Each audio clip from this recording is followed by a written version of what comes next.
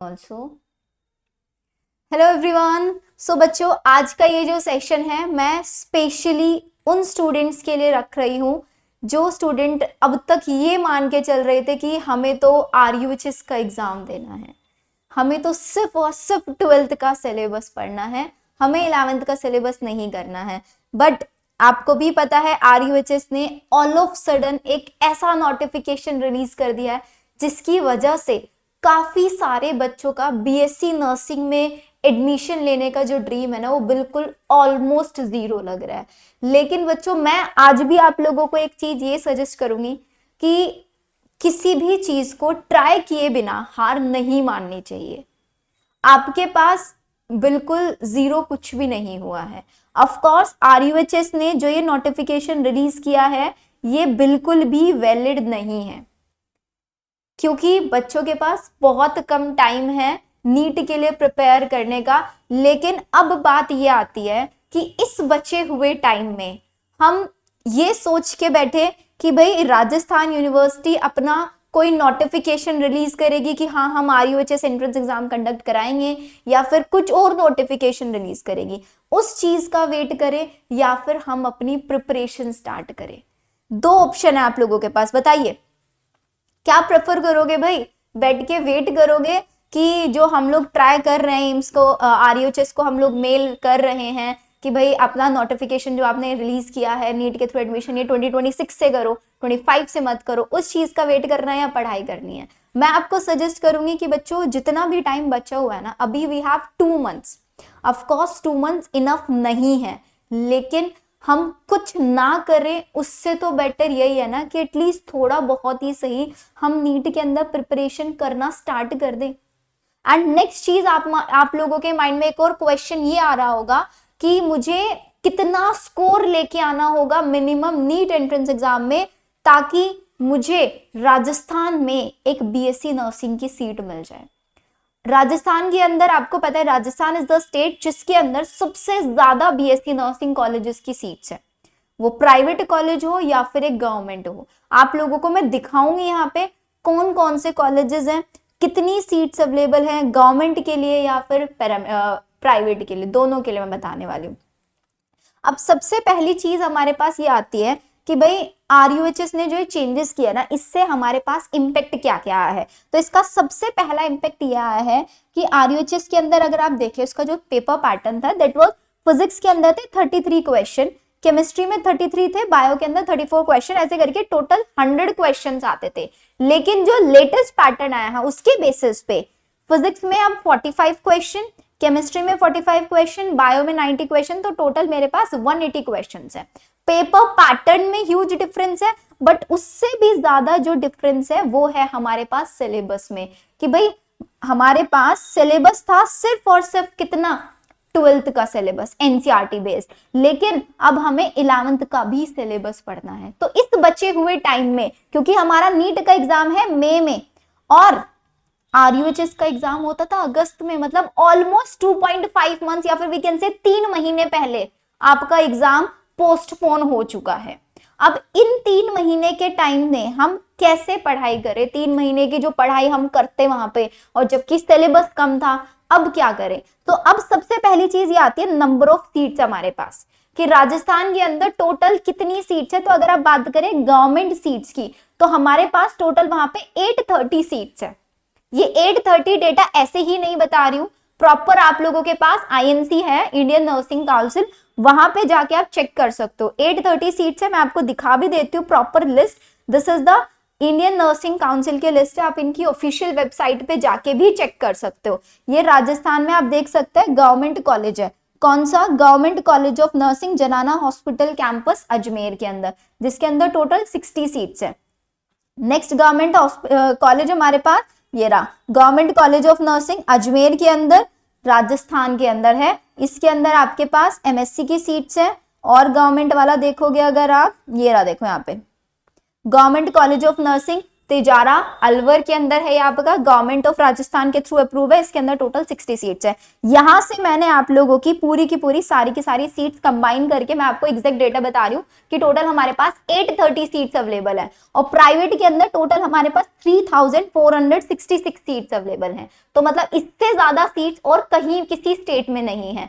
अब हमें करना क्या है, अब हमें चाहिए एक प्रॉपर डेटा कि हाँ भाई मुझे कोई बता दे कि मुझे नीट में इतना ही स्कोर करना है, ताकि मुझे नीट के थ्रू ही राजस्थान से बीएससी नर्सिंग करने का मौका मिल जाए। अब आप लोगों को पता है कि ये फर्स्ट टाइम हो रहा है, तो हम एग्जैक्ट स्कोर एक्सपेक्ट नहीं कर सकते, बट मैंने जो दिल्ली कॉलेजेस का अब तक नीट के थ्रू काउंसलिंग होता है उससे कंपैरिजन करके आप लोगों के लिए एक टेंटेटिव कट ऑफ बनाया है। ऑफ कोर्स ये बिल्कुल सिमिलर नहीं है, बट हाँ इसके आसपास ही रहने वाला है आपका राजस्थान के लिए ही, क्योंकि सबसे पहले प्रायोरिटी दिल्ली कॉलेजेस को ही मिलेगी। दिल्ली कॉलेजेस की सबसे हाई कट ऑफ जाती है, उसके बाद सेकंड नंबर पे आपका राजस्थान का नंबर आएगा। तो अगर आप राजस्थान में चेक करेंगे, एक जनरल कैटेगरी स्टूडेंट वो चाहता है कि उसको राजस्थान से गवर्नमेंट कॉलेज में बीएससी नर्सिंग की सीट मिल जाए, तो उसका जो नीट में स्कोर है that should be 450 plus, 450 plus उसका होना ही होना चाहिए। और अगर आप प्राइवेट की बात करेंगे तो प्राइवेट में आप 300 प्लस में भी आपको सीट मिलने के चांसेस हैं।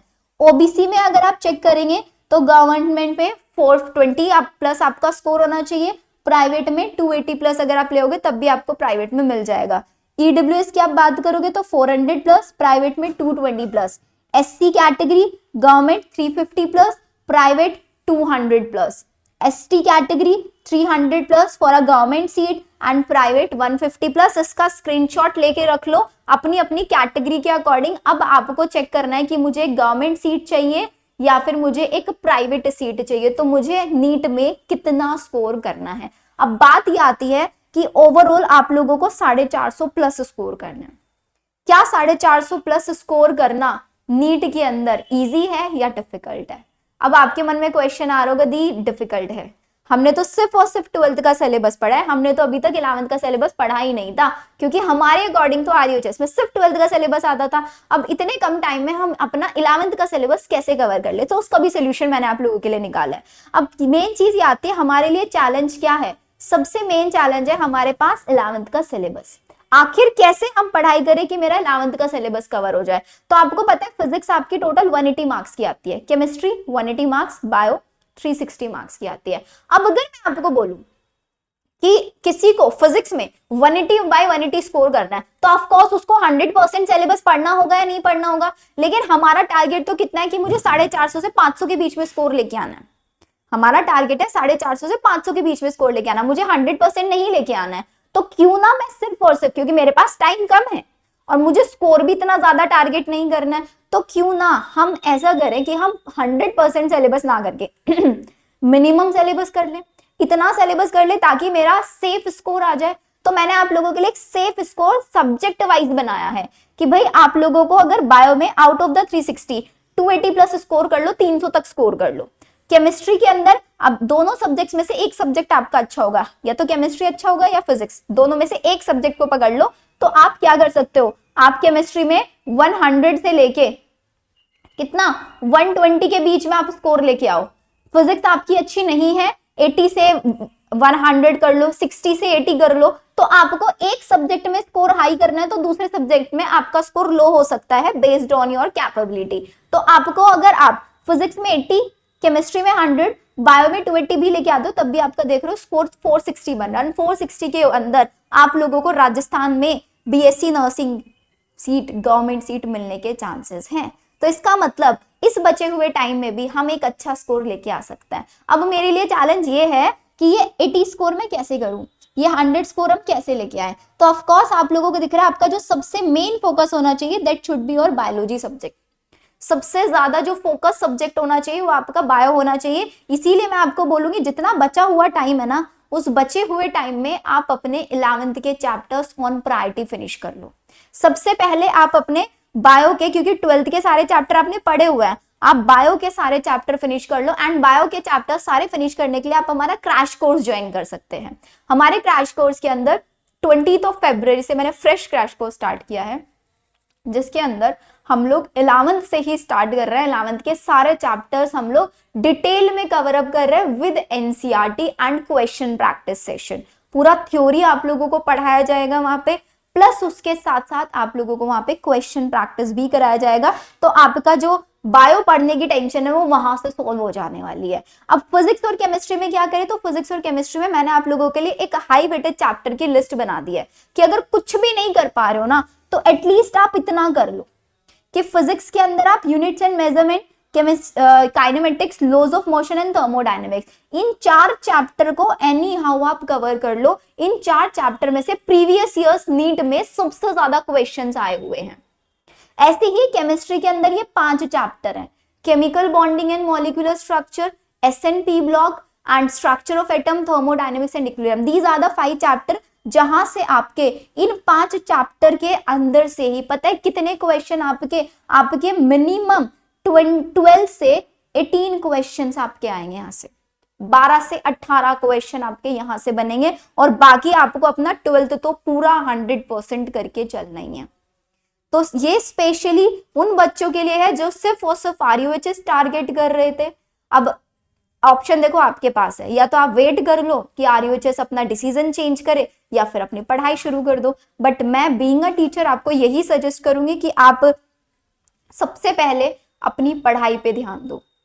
बाय चांस आरयूएचएस ने अपना डिसीजन चेंज नहीं किया तो आपके पास और कोई ऑप्शन नहीं बचेगा। एंड उससे पहले आप अपना नीट का रजिस्ट्रेशन कर लो। आपको पता है नीट का registration is almost about to finish. So इतने कम टाइम में सबसे पहला टारगेट आपका नीट का रजिस्ट्रेशन। सेकंड, आप अपना एक टारगेटेड स्कोर कर लो कि मुझे नीट में इतना टारगेट स्कोर करना है। तो इतना स्कोर टारगेट करने के लिए मुझे मिनिमम कितने चैप्टर पढ़ने होंगे। चैप्टर्स मैंने आपको बता दी कि अगर आपको 450 से 500 की रेंज में जाना है तो आप अपना 12th 100% कर लो एंड ये सारे चैप्टर कर लो। बहुत इजीली आपके 500 प्लस स्कोर आ जाएगा। 500 प्लस भी बहुत इजीली आ सकता है। बट मेन चीज यही है कि आपको इन चैप्टर्स को पढ़ना कैसे है। वन शॉट निकालो, यूट्यूब पे बहुत अच्छे अच्छे टीचर्स के वन शॉट्स अवेलेबल है। यूनिट्स एंड मेजरमेंट का वन शॉट लगाओ और नीट के पीवाईक्यूज कर लो। अब नेक्स्ट क्वेश्चन आपके मन में आ रहा होगा, दी इनके अलावा भी तो चैप्टर है, क्या उनको नहीं पढ़ना है? उन चैप्टर को कवर करो सिर्फ और सिर्फ पीवाईक्यूज के थ्रू। सिर्फ पीवाईक्यूज के थ्रू करो। इन चैप्टर्स को पूरा वन शॉट लगाओ फिर पीवाईक्यूज करो, क्योंकि इन चैप्टर से सबसे ज्यादा क्वेश्चन आता है। बाकी जो बचे हुए चैप्टर्स हैं उनमें से सिर्फ 1 या 2 क्वेश्चन आते हैं। ये वो चैप्टर जिनसे 3-3, 4-4 क्वेश्चंस भी पूछे जाते हैं। तो आपका प्रायोरिटी ये चैप्टर्स होने चाहिए। इन चैप्टर्स का स्क्रीनशॉट ले लो। ये पूरा का पूरा जो डिटेल मैंने आप लोगों के लिए एनालिसिस बनाया इसको मैं अपने टेलीग्राम चैनल पे शेयर कर दूंगी एंड टेलीग्राम का लिंक आपको डिस्क्रिप्शन में मिल जाएगा। अगर आप बायो के लिए क्रैश कोर्स ज्वाइन करना चाहते हैं तो आप हमारा ऐप इंस्टॉल कर सकते हैं, जिसका लिंक आपको डिस्क्रिप्शन में मिल जाएगा। पूरे बायो क्रैश कोर्स का जो प्राइस है दैट इज जस्ट ₹299, जिसके अंदर आप लोगों को फिजिक्स, केमिस्ट्री, बायो तीनों सब्जेक्ट का टेस्ट सीरीज भी मिलेगा। कंप्लीट एनसीईआरटी बेस्ड क्वेश्चंस आपको वहां पे मिलने वाले हैं। प्लस बायो की हर दिन लाइव क्लासेस होती है हमारी 4:30 PM एंड आपका 11th बायो का जो टेंशन है वो वहां पे सॉल्व हो जाने वाला है।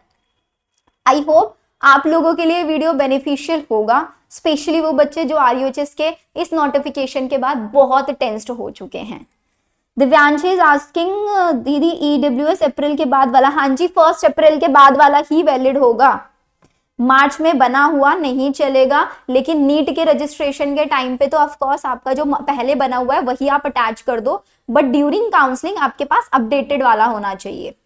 काउंसलिंग के टाइम पे अपडेटेड वाला अभी जो है दिव्यांशी वही अटैच कर दो नीट के रजिस्ट्रेशन में, ठीक है?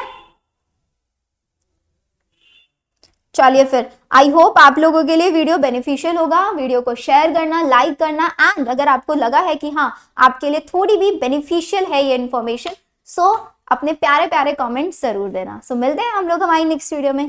Bye everyone.